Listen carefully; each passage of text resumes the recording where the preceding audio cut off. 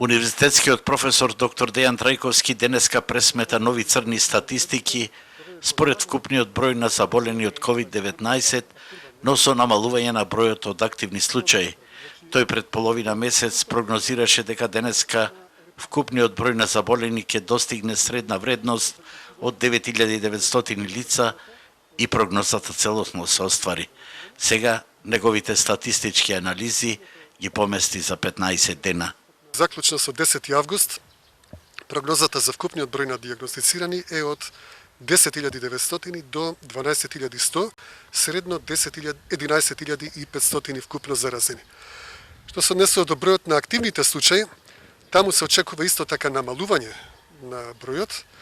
Се надеваме дека на 10 август таа бројка ќе падне на 3.200 до 3.600 активни случаи.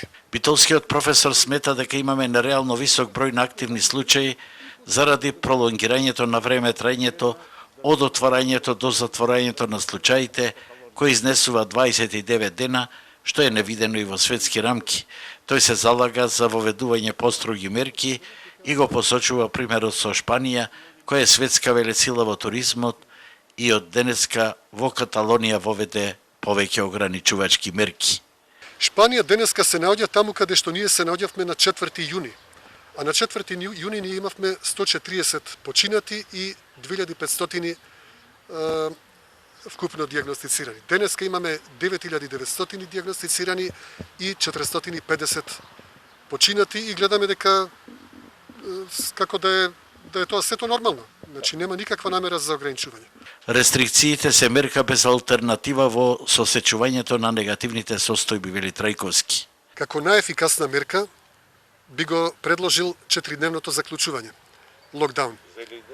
Па да речеме, значи тоа е со минимален импакт врз економијата, затоа што 4 дена нема да ја закочи економијата.